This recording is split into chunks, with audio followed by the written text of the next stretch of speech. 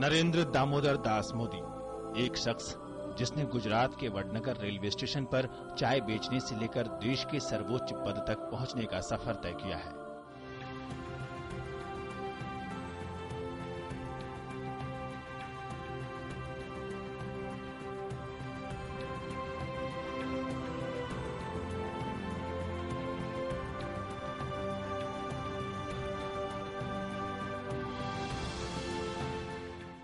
मोदी एक नाम ही नहीं, एक ब्रांड बन गए हैं।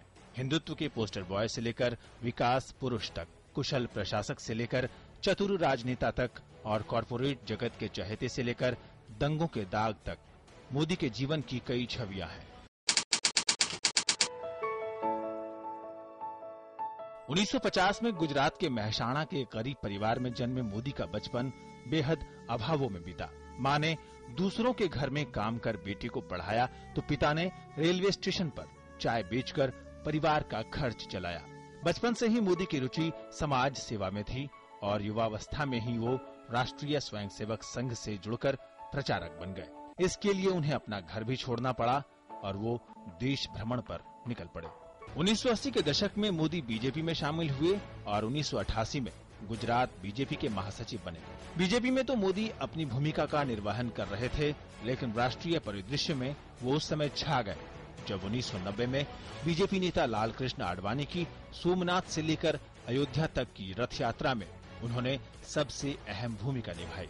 इसके बाद से ही पार्टी में मोदी की भूमिका बढ़ती गई और 1995 में उन्हें पार्टी का राष्ट्रीय सचिव और 1998 में उन्हें महासचिव संगठन बनाया गया। गुजरात बीजेपी के दिग्गज नेता केशुभाई पटेल और शंकर सिंह बाघेला की लड़ाई में केशुभाई को राज्य की कुर्सी मिल गई, लेकिन मोदी की उनसे नहीं पटी।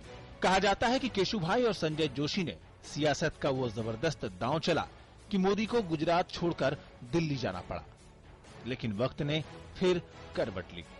2001 में गुजरात में आए भूकंप ने भले ही राज्य को बर्बाद कर दिया, लेकिन मोदी की किस्मत खोल दी। बीजेपी आला कमान ने 2001 में केशुभाई पटेल को मुख्यमंत्री पद से हटाकर मोदी को राज्य की कमान सौंप दी। मोदी ने भी अपने कौशल का कमाल दिखाया और लाशों की चादर में लिपटे गुजरात को फिर से खड़ा कर विकास के पथ पर दौड़ा दिया। लेकिन इस कहानी में ट्विस्ट आया फरवरी 2002 में। गोधरा कांड और उसके बाद राज्य में हुए दंगों ने मोदी की छवि एक ऐसे नेता की बना दी जिसने अल्पसंख्यकों के हितों की रक्षा नहीं की। मोदी पर दंगों को नहीं रोक पाने के आरोप लगे, लेकिन खुद मोदी ने कभी दंगों को लेकर किसी तरह की माफी नहीं मांगी। दंगों के बाद बीजेपी पर मोदी को हटाने का दबाव था। यहां तक कि तत्कालीन प्रधानमंत्री वाजपेयी भी इसी राय के थे। लेकिन इसके चंद महीनों के बाद जब दिसंबर 2002 के विधानसभा चुनाव में मोदी ने जीत दर्ज की तो सब चुप हो गए। बाद में 2007 के विधानसभा चुनावों में उन्होंने गुजरात के विकास को मुद्दा बनाया और फिर से सत्ता के रथ पर सवार हो गए।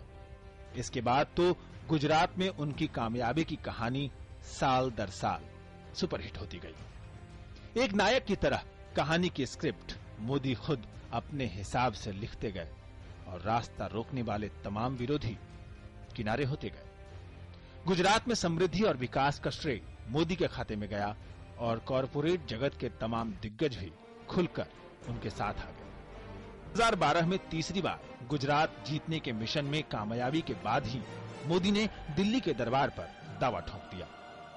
तमाम विरोधियों को दरकिनार करते हुए मोदी पहले बीजेपी की चुनाव अभियान समिति के अध्यक्ष बने और फिर पीएम उम्मीदवार। कांग्रेस समेत तमाम क्षेत्रीय शत्रपों के धुर विरोध के बावजूद मोदी ने कामयाबी की मंजिल छू ही ली।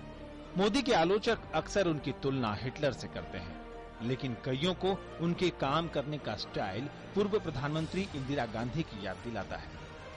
इंदिरा की तरह मोदी भी करिश्माई नेता है जो अपने भाषणों से भीड़ को मंत्रमुग्ध करने की क्षमता रखते हैं। कहा जाता है कि मोदी भारतीय राजनीति की एक ऐसी शख्सियत है जिन्हें आप प्यार करें या नफरत, लेकिन उनकी अनदेखी कतई नहीं कर सकते और पीएम के पद पर पहुंचकर उन्होंने इस बात को साबित कर दिया है।